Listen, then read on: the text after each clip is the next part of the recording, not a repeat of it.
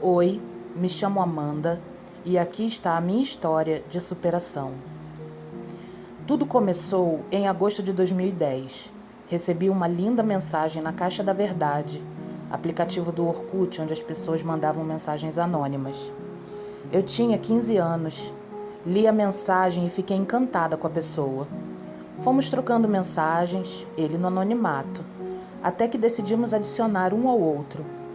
Logo de cara me apaixonei. Ficamos conversando por meses, eu querendo algo sério, pois era evangélica e não gostava de ficar, e ele queria apenas ficar. Então ele me disse: como eu vou te namorar se eu nunca te beijei? Então decidi encontrá-lo e ficamos. No mesmo dia, ele me levou até a casa da minha irmã e disse para eu não ir embora de lá tarde. Decidi dormir lá, e no outro dia ele me ligou. Eu disse que havia dormido lá e ele não gostou, porque eu não o avisei. Ele disse: como vou namorar alguém que não me respeita? Você nem sequer me avisou que ia dormir aí. Absurdo, né? Só hoje que eu vejo. O que tem de errado eu dormir na casa da minha irmã? Ficou um tempo sem responder minhas mensagens. Como sempre, qualquer coisa que eu fizesse que ele não estava de acordo, ele me torturava com seu silêncio. Fui embora, fui pro culto à noite e recebi uma ligação, uma tal de Renata, me xingando, dizendo que era namorada dele. Até então eu não sabia de nenhuma Renata. Ela me humilhou demais e eu aos prantos. Não imaginava que aquele príncipe havia me enganado.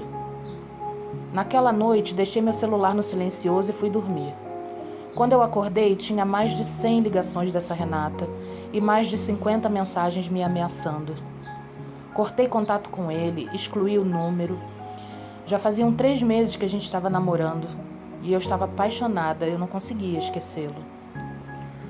Num belo dia, ele me ligou de um número restrito. Atendi e quando escutei a voz dele, me surpreendi, fiquei muito feliz. Até já tinha esquecido os acontecidos e voltamos a nos falar. Ele explicou que não tinha nada com essa Renata, que ela era apenas a ex dele.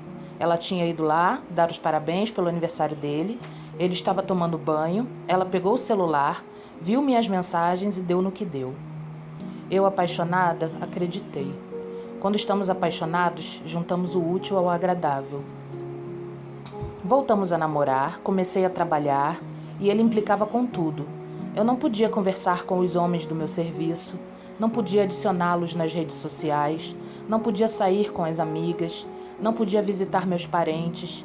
Ele tinha ciúmes até do meu sobrinho, que eu era muito apegada. Até do meu sobrinho eu tive que me afastar. Se eu fosse sair para algum lugar, mesmo que fosse na esquina, eu tinha que pedir permissão. E sempre a resposta era não. Ele sempre arrumava um motivo. Ou era muito longe para eu ir sozinha, ou as minhas companhias não prestavam, ou era muito tarde. Quando eu tinha que ir à casa de algum parente ou sair com as minhas amigas, ele inventava alguma coisa para nós dois fazermos juntos. E se eu falasse que eu já tinha compromisso, ele alegava que eu preferia a companhia de outras pessoas ao invés da dele.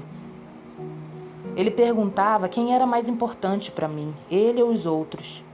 E para ele não se sentir inferior aos outros, para ele se sentir importante para mim, eu desmarcava os outros compromissos e saía com ele.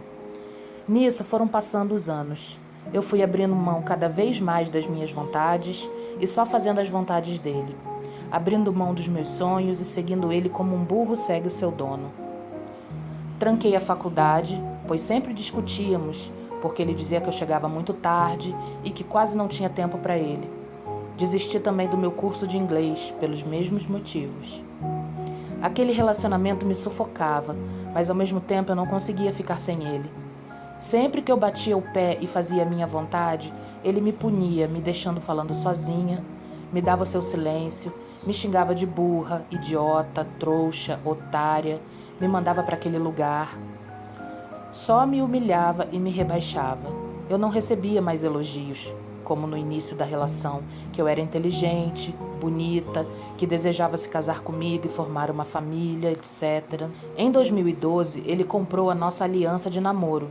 Fiquei super feliz, mas como sempre, ele estragava tudo. A impressão que eu tinha era que ele não suportava me ver feliz. Disse que era para eu parar de postar as coisas que ele não aprovava no meu Facebook. Quando nos desentendíamos, ele não usava aliança. Meu aniversário não comemorávamos. Aniversário de namoro também não. Ele dizia que não tinha por que comemorar. Dia das Mulheres, ele nem me parabenizava, dizia que eu não era mulher. Mas no aniversário dele, eu sempre dava um jeito, encomendava bolo, comprava um presente, dava parabéns à meia-noite. Eu nunca deixei passar em branco. Já em 2015, eu não suportava mais essa situação. Queria jogar tudo para o alto, mas eu não tinha forças. Quando ele via que eu ia desistir, ele me adulava, me levava para comer fora, assistir filme, mas a pose de bom moço durava pouco tempo. E não precisava de muito, era só eu discordar da opinião dele. Então eu decidi sim aceitar os homens que eram meus amigos no meu Facebook, já que no Facebook dele tinha um monte de mulheres. E ele fazia questão de adicionar sempre as mais tops. Nesse tempo, eu já não tinha mais amigas, já não ia mais à igreja, já tinha terminado a escola. E os únicos lugares que eu ia era para o trabalho, de segunda a sexta. E na sexta, já direto do serviço, eu ia para a casa dele, ficava lá até segunda. E de lá eu já ia direto para o trabalho. Em um de nossos términos, voltei a falar com um amigo de infância. Comecei a parar para pensar no relacionamento que eu tinha e que não era aquilo que eu queria para mim. Ele pediu para voltar e eu não aceitei. Ele achou que eu ia ceder mais uma vez, que eu iria voltar, mas eu estava confiante que não. Comecei um novo relacionamento com o meu amigo, só que ele não me deixava em paz. Mandava fotos íntimas nossas para o meu novo namorado e com o tempo senti falta dele. Ele era como um vício na minha vida. Então eu decidi terminar com esse amigo e voltei com ele. Quando eu disse que aceitava voltar, ele me disse que só voltaria comigo se eu abandonasse tudo e fosse morar com ele, que não aceitaria mais só namorar.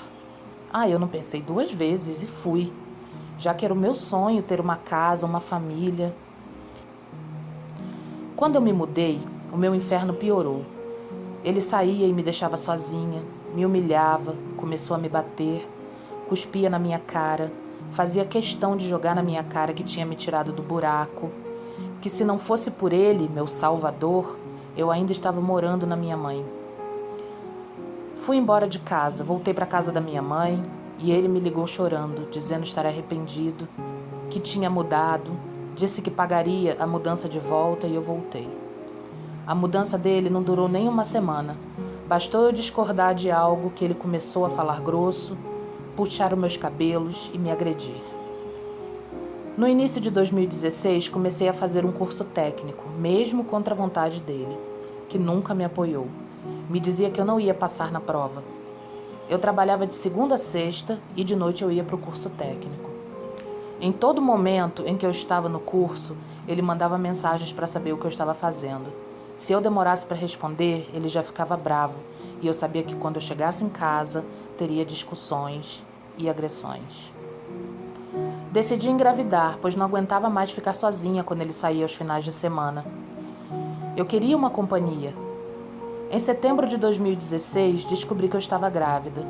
Ele disse que casaríamos no papel. Fiquei super feliz, pois mesmo afastada da igreja, me sentia na obrigação de casar no cartório para ter a bênção de Deus em meu casamento. Quem sabe assim acabaria com os problemas.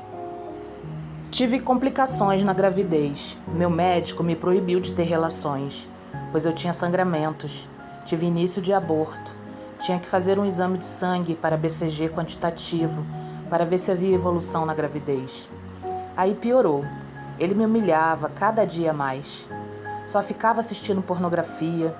Quando eu chorava, ele dizia que não sentia dó de mim, nem pena, que sentia ódio de mim. Com alguns meses de gravidez, ele me agrediu. Bateu com a minha cabeça na parede, puxou meus cabelos e me jogou na cama. Eu bati com a barriga na beira da cama, mas graças a Deus não perdi o bebê. Ele não conversava com a nossa filha, não fazia carinho nela enquanto estava na minha barriga. Dizia que ela não ouvia e nem sentia. Mas quando ela nasceu, meu Deus, era como se fosse a coisa mais importante na vida dele. Teve uma vez que ele me agrediu e eu estava com ela no colo, e acabou acertando ela de raspão. Então ele me bateu mais, pois a culpa dele ter acertado ela foi minha. Foi o que ele disse. Ele sempre me culpava pelas agressões. Me fazia acreditar que eu era a única responsável por viver aquele inferno. Que eu era uma mulher que queria fazer o papel de homem, que o desrespeitava, que o afrontava e por isso eu merecia apanhar.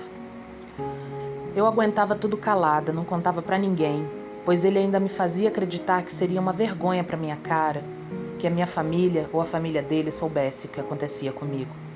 Que ninguém devia saber o que se passa na vida íntima de um casal. Quando saíamos, eu tinha que sorrir, sempre. Se eu estivesse de cara fechada, ele parava em frente ao portão e dizia que se eu não melhorasse a minha cara, nós voltaríamos para casa. Depois que eu ganhei o bebê, eu tive que sair do serviço. Ele não me deixava trabalhar.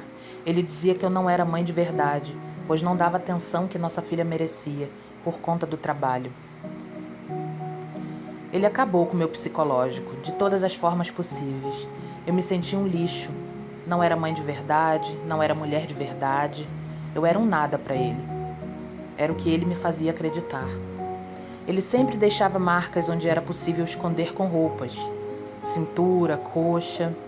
Uma vez fomos para a praia, após algum tempo dele ter me batido, e eu estava com o lado esquerdo cheio de hematomas. Coloquei um biquíni e a irmã dele e a tia dele viram, mas elas não me questionaram nada. Ele havia quebrado a banheira da nossa filha nas minhas costas. Ele não me deixava dormir em paz, dizia que eu tinha que ficar acordada enquanto ele e a nossa filha dormia, para eu velar o sono dela e não deixar nada de ruim acontecer com ela. Ele podia dormir, já que ele trabalhava e acordava cedo. Dizia que eu comia demais, chegou a esconder o pacote de bolacha para eu não comer. Como eu acordava de 3 em 3 horas para amamentar, eu sentia muita fome. Geralmente eu comia as bolachas de madrugada. Todas as madrugadas ele me acordava para reclamar, ou que a bebê estava sem coberta, ou que ela estava torta, ou qualquer outro motivo. Até hoje minha filha não suporta dormir coberta. Isso é coisa da criança, mas não, eu era obrigada a ouvir todas as madrugadas. Eu não tinha paz, minha vontade era acabar com a minha vida, acabar com o meu sofrimento. Só não fiz isso por amor à minha filha. Quando eu pedia o divórcio, ele me chantageava, dizia que tomaria minha filha de mim, que eu jamais a veria novamente, que eu era louca, que eu não tinha emprego, que a minha família era pobre e que jamais iria conseguir a guarda dela. E se caso eu conseguisse, ele me mataria. Momentos felizes? Sim, sabe quando? Quando ele me agredia e depois fazia algo que eu gostava, só para me fazer permanecer nesse relacionamento abusivo. Esse é o jogo dele. Ele não me pedia perdão após as agressões, não demonstrava nenhum sinal de arrependimento. Não assumia seu erro. Ele sorria enquanto eu chorava.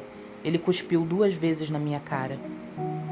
Após as agressões, alguns dias depois, me levava para comer um lanche que eu gostava, me levava para a praia, fazia alguma coisa para me agradar, para eu pensar que ele estava mudando, que ele era uma boa pessoa. Me proibia de sair do portão para fora. Não deixava eu ir nem nos meus parentes. Quando eu decidi abandonar a minha casa, eu consegui uma medida protetiva. A promotora de justiça me disse que eu vivia em um cárcere privado. Com o tempo, eu não tinha mais vontade, eu não tinha mais voz, eu praticamente não existia. Era assim que eu me sentia, vegetando, pois tudo era ele que decidia para mim. Cansada de tudo isso, após a última agressão, eu fui na delegacia. Fui fazer um boletim de ocorrência. Era dia 2 de julho de 2019.